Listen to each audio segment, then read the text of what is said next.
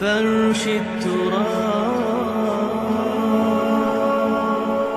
يضمني وهو غطاء. اور سب سے اہم متفق علیہ روایت. متفق علیہ کیا؟ وہ تو حضرت عمر سے بھی مروی ہے، ابن عمر سے بھی مروی ہے، ابن عباس سے بھی مروی ہے، ابو ہریرہ سے بھی مروی ہے، عبداللہ ابن مسعود سے بھی مروی ہے رضی اللہ تعالیٰ عنہم اجمعین. اور یہ وہ حدیث ہے جسے کہا حدیث جبرائیل، جسے ام السنہ بھی کہا گیا. اس میں جو آخری سوال کیا حضرت جبرائیل نے حضور سے، چوتھا، پہلا یہ تھا کہ اسلام کیا ہے مجھے بتائیے، ایمان کیا ہے، اس کی حقیقت کیا ہے یہ مجھے بتائیے، تیسرا احسان کیا ہے یہ بتائیے، چوتھا یہ قیامت کے بارے میں بتائیے کب ہوگی. حضور نے فرمایا کہ اس کے بارے میں جس سے سوال کیا جا رہا ہے وہ اس سے زیادہ نہیں جانتا جو کہ سوال کر رہا ہے.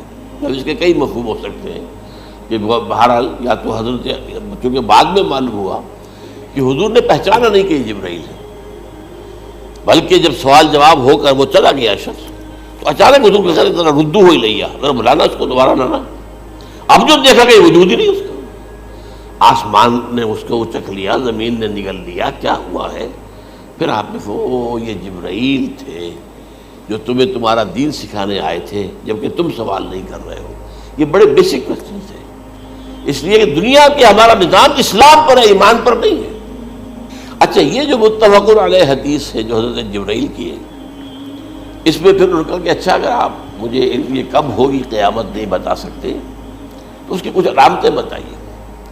یہ بڑی عظیم تھا، کیونکہ یہ تو تمام احادیث کے اندر میں نے عرض کیا نا کہ سب سے زیادہ صحابہ سے منقول ہے. اور آپ نے فرمایا کہ جب لونڈی اپنی مالکہ کو جنے گی اور تم دیکھو گے کہ ننگے بدن، ننگے پیر، بھوکے ننگے بھیڑوں اور بکریوں کو چرانے والے اونچی سے اونچی عمارتیں بنانے میں ایک دوسرے کا مقابلہ کریں. اذا تلد الامۃ ربتہا، کیا بات ہے؟ یہ خاص الفاظ کیوں کہے گئے؟ اولاد والدین کے سامنے دب کر رہتی تھی، کبھی سینہ تان کر بات نہیں کرتے تھے. ٹھیک ہے، کوئی بات آپ مان نہیں سکتے، ابا جان یہ بات تو میں نہیں کر سکتا. یا فرض کیجئے کہ وہ آپ کو کسی نیکی سے روک رہے ہیں، کہ دینی کام سے روک رہے ہیں، ابا جان یہ تو میں نہیں کروں گا، یہ تو دین کا فرض ہے. یہ کہیں آپ، اور ڈٹ کر کہیں اور جمیں اس پر، لیکن یہ کہ کوئی سرکشی کا انداز نہ ہو. ایسا نہ ہو کہ اپنے جناب سینے کو تان کر کے کھڑے ہو جائے، میں نہیں کروں گا، یہ نہیں، یہ غلط ہو جائے. اچھا، اولاد میں بیٹی جو ہوتی تھی وہ زیادہ سبارڈینیٹ، سبمسیو، بات ماننے والی، کہیں بھی سر اونچا نہ کرنے والی. اور آخری دور میں کیا ہوگا؟ بیٹیوں سے مائیں ڈریں گی، انہیں ٹوک نہیں سکتی کسی بات پر، پتہ نہیں کیا بک دے، کیا بکواس کر دے.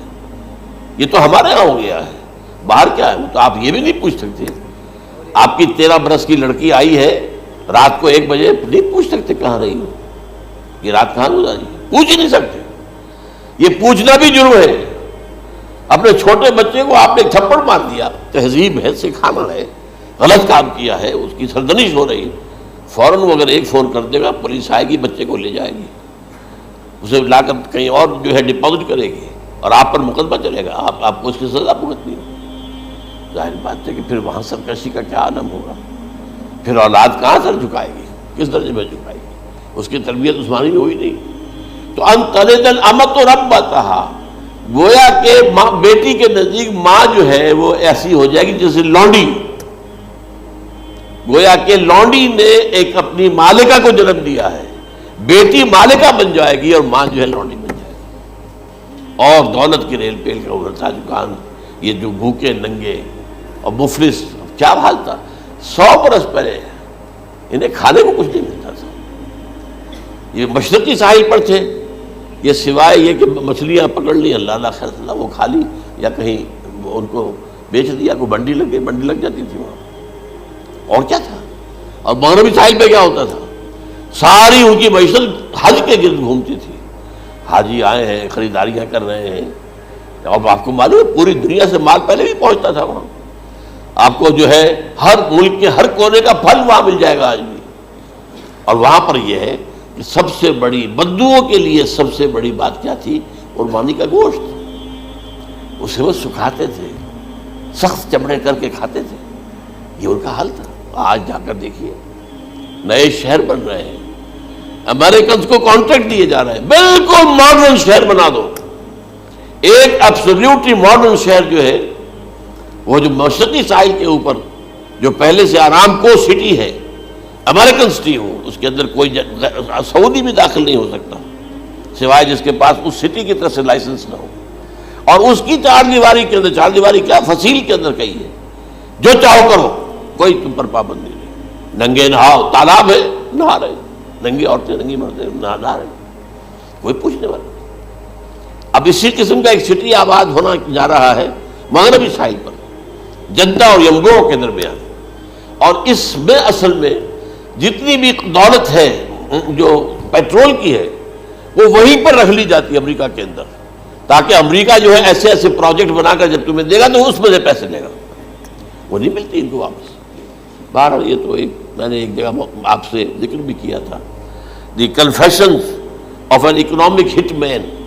وہ کنفیشنز کی بات جو ہے اگر آپ میں سے کسی کو دلچسپی ہو تو اسے پڑھیں کہ کس طریقے سے 1973 کے آئل امبارگو کے بعد جو شاہ فیصل شہید کے زمانے میں ہوا تھا، پھر جس طریقے سے امریکہ نے ان تمام ممالک کو جکڑ لیا ہے، اس کا پورا جو پروسیس کیا تھا وہ سامنے آتا ہے. پر اس کے بعد آتا ہے علامات کبریٰ کا ذکر، بڑی علامتیں جو کہ بالکل خرق عادت کے انداز میں ہوگی، جن کا معاملہ جو ہے وہ آپ کے ناپ تول میں نہیں آ سکتا، آپ کی کیمسٹری فزکس ان کا جو ہے وہ نہیں کر سکتی ادراک ہوگا یہ قیامت کی. ان میں نمبر ایک کیا ہے؟ ایک بہت بڑا دھواں آئے گا، پوری دنیا کو لپیٹے گا. نمبر دو، دجال کا ظہور ہوگا جو اپنی خدائی کا دعویٰ لے کر آئے گا اور بنوائے گا. اس کے ہاتھ میں ہو جائیں گے، قبضے میں ہو جائیں گے سارے ذرائع پیداوار کے. اس کی طرف بھی پہلا قدم اٹھ چکا ہو، ٹرپس کے نام سے معاہدہ ہو چکا ہے. کوئی ملک اپنا بیج پیدا نہیں کر سکتا. یہ بیج ہم نے ڈیولپ کیے ہیں. ان کے ڈیولپمنٹ سے پہلے تم ایک ایکڑ سے کتنی گندم لیتے تھے، آج کتنی لے رہے ہو؟ کس بنا پر؟ جینیٹکس کا جو کام ہم نے کیا ہے اس کی بنا پر ہو رہا. ہاں تو ہمارا حق ہے، اس کی رائلٹی ہمارے پاس آنی چاہیے. لہذا صرف ان اداروں سے، ملٹی نیشنل سے خریدا جائے گا بیج، اور بیج بھی وہ دیں گے وہ کہ جس سے جو فصل اگے گی وہ بیج نہیں لا سکتے، وہ بیج کا کام نہیں کر سکتے. جیسے آپ کو معلوم ہے کہ آپ کے ہاں جو گوشت کھایا جاتا ہے مرغے کا، تو مرغا وہ جو ہے اس میں مرغا ہو یا مرغی ہو، اس کے اندر کوئی وہ کیفیت ہی نہیں ہے. ان کے انڈے جو ہے ان سے آپ بچے حاصل نہیں کر سکتے. ہے تو انڈا، دیکھنے کو تو انڈا ہے، لیکن وہ بنڈا جو ہے اس سے بچہ تو نہیں حاصل کر سکتے. ایسے ہی وہ گندم کا بیج لیں گے، نظر آئے گی گندم، لیکن اس کے اندر وہ صلاحیت نہیں ہے کہ اس سے جو فصل اگے گی اس کا نتیجہ جو ہے وہ بھی آپ لے سکتے. یہ ہونا ہے، اللہ جانے. قدم اٹھ رہے ہیں ادھر. پھر یہ ہے کہ دابۃ الارض، زمین سے ایک حیوان نمودار ہوگا، زمین شق ہوگی. ابھی میں کہہ رہا ہوں خرق عادت ہے، یہ چیزیں وہ نہیں ہیں جو ہماری کسی حساب کتاب میں جو باتیں پہلے آئی ہیں وہ تو حساب کتاب میں آ رہی ہیں، ساری سمجھ میں آ رہی ہیں، ساری چیزیں مشاہدہ ان کا ہو رہا ہے. لیکن یہ ہے کہ دابۃ الارض، یہ کہتے ہیں کہ کوہ صفا، اس میں تو نہیں ہے حدیث میں، کوہ صفا پھٹے گا اور اس میں سے ایک حیوان دابہ وہ ظاہر ہوگا. تو اسی لیے فرمایا ہے وَإِذَا وَقَعَ الْقَوْلُ عَلَيْهِمْ أَخْرَجْنَا لَهُمْ دَابَّةً مِّنَ الْأَرْضِ تُكَلِّمُهُمْ. تو ہم اندر سے پیٹ کے چیر کر زمین کے پیٹ کو ایک حیوان کو برآمد کریں گے جو انسانوں سے بات کرے گا، گفتگو کرے گا. نمبر 4، طلوع الشمس من المغرب، یہ بھی خرق عادت. سورج تو طلوع ہوتا ہے مشرق سے، غروب ہوتا ہے مغرب میں، لیکن اس وقت معاملہ الٹا ہو جائے.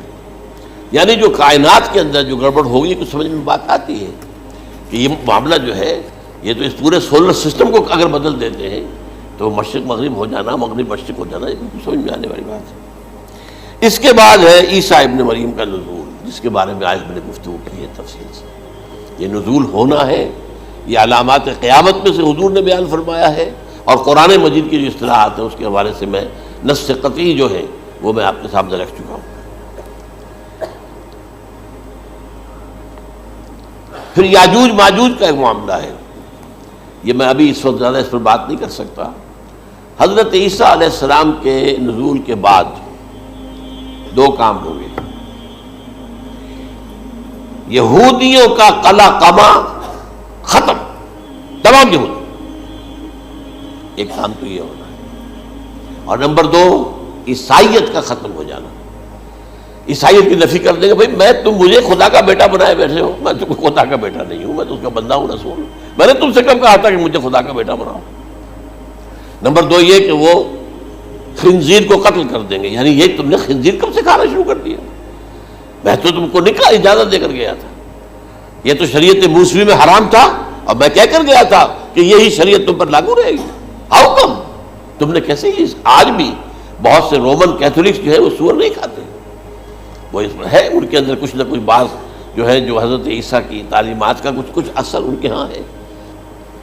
اس کے بعد یہ ہے کہ یاجوج ماجوج، اصل میں بتا رہا تھا آپ کو کہ جب عیسائیت بھی ختم ہو گئی، یہود ویسے ختم ہو گئے، استیصال ہو گیا، جڑ کٹ گئی، اب عیسائیت گویا کہ اسلام میں ضم ہو گئی، عیسائیت بہتری سے مذہب ختم، یہودی خود ختم، اب یہ طاقت کتنی ہو جائے گی؟ تقریباً 2/3 دنیا آ گئی، تمام اب عیسائی 2 ارب کے قریب ہے، 1 ارب 90 کروڑ ہو گئے، یا مسلمان بھی 1 کروڑ 50-60 لاکھ ہیں، دونوں کو جوڑ لیجیے کتنے ہو گئے؟ 6 ارب کل آبادی ہے۔ لیکن اس کے بعد آتا ہے یاجوج ماجوج کا خروج۔ یہ یاجوج ماجوج میرے نزدیک چائنا اور رشیا ہے، ان کی مجموعی طاقت اتنی ہوگی، اور یہ اس طرح آئیں گے ہر اونچائی پر سے اترتے ہوئے، پھسلتے ہوئے، جیسے 1962 میں جب وار ہوئی تھی بٹوین چائنا اینڈ انڈیا 1962 میں، تو وہ اس وقت کا نقشہ جو آج بھی اخبارات میں پڑھتا تھا تو یاد، waves after waves of Chinese soldiers were coming down the slopes of Himalayas۔ یہ تو وہ ہے نا جن کی تعداد کا کوئی حساب نہیں ہے، اور رشیا اور یہ مل کر جو ہے، میرا اندازہ یہ ہے کہ جب پہلے ملحمۃ العظمیٰ ہوگی وہ عیسائیوں اور مسلمانوں کے درمیان، اس وقت یہ دونوں پاورز نیوٹرل رہے گی، لیکن غالباً یہ بات طے کر لیں گی کہ ویپنز آف ورلڈ جو ہے ماس ڈسٹرکشن، یہ استعمال مت کرنا، اگر یہ ویپنز آف ماس ڈسٹرکشن استعمال کرو گے تو ہم میدان میں آ جائیں گے۔ اس میں وہ جنگ جب ہو چکے گی، پھر حضرت عیسیٰ کو فتح حاصل ہو جائے گی، اور پھر یہ کہ یہودیت ختم ہو جائے گی، عیسائیت بطور مذہب ختم ہو کر اسلام میں ضم ہو جائے گا، پھر وہ 40 برس کا عہد حکومت ہے حضرت عیسیٰ علیہ السلام۔ لیکن جب یہ فتح ہو جائے گی ان پر، اب یاجوج ماجوج آئیں گے، اور اتنی تعداد میں آئیں گے کہ بحیرہ طبریہ جو ہے اس کا سارا پانی پی جائیں گے۔ یہ تو اگر آپ کو کبھی اندازہ ہو، یا کوئی آپ جانیں ان لوگوں کو جو ان چینیوں سے واقف ہیں، وہ کہتے ہیں زمین پر ہلتی ہوئی کوئی چیزوں سے وہ چھوڑی چھوڑ کے کھا جائیں گے، جہاں وہ جاتے ہیں ایز اے لیبرر، وہاں کے جو سارے کتے ہیں ختم، ساری بلیاں ختم، ہر شے، وہ جو سانپ کھاتے ہیں، ہر چیز کھاتے ہیں، اور یہ تمام ایسٹرن کنٹریز کے اندر ہوتا ہے، بڑی ڈیلیشس ڈشز ہیں یہ سانپ وغیرہ وغیرہ، اور یہ جس طرح کھا جائے، پانی پئے، ایک قطرہ نہیں رہے گا اس پر۔ تو پھر جو ہے اللہ تعالیٰ اس وقت جو ہے اس میں ایک ایسی بیماری پیدا کرے گا، یہ سب مر جائیں گے، یہ معجزے سے ہوگا، یعنی ان کے اوپر فتح جو ہے وہ عام لڑائی کے ذریعے سے نہیں ہوگی، بلکہ اس کے اوپر فتح جو ہوگی وہ اللہ تعالیٰ سے بوجھ، ایک بیماری پیدا ہوگی، سب مر جائے گا، اور اس کے بعد اللہ تعالیٰ ایسے پرندے بھیجے گا بڑی لمبی لمبی گردنوں والے، وہ ان سب کو کھا جائیں گے، جیسے ہمارے ہاں گدھ ہوتے ہیں، وہ ان کو صاف کر دیں گے۔ ورنہ تو یہ ہے کہ پوری دنیا کے اندر جو بدبو اور جو پیدا ہوتا معاملہ اس سے، تو اس نوع انسانی کی بقا ممکن نہیں تھی۔ ان کے خاتمے کے بعد پھر یہ ہوگا کہ حکومت اسلامی جو ہے پوری دنیا میں حضرت مسیح علیہ السلام کی ہوگی، 45 برس وہ رہیں گے، اسی میں وہ کہلن بھی آ جائے گا، وہ فی المہد و کہلن جو میں نے شروع میں بیان کیا تھا، اسی میں پھر یہ ہے کہ وہ شادی بھی کریں گے، ان کی اولاد بھی ہوگی، اور پھر ان کا انتقال ہوگا تو حضرت حضور صلی اللہ علیہ وسلم کے حجرے میں، وہیں پر جہاں حضور اور ابو بکر اور عمر رضی اللہ تعالیٰ عنہم دفن، وہیں پہ ان کو دفن کیا جائے گا، اور قیامت کے دن حضور فرماتے ہیں کہ میں اور یہ تینوں ساتھ نکلیں گے۔ تو یہ ہے حالات و واقعات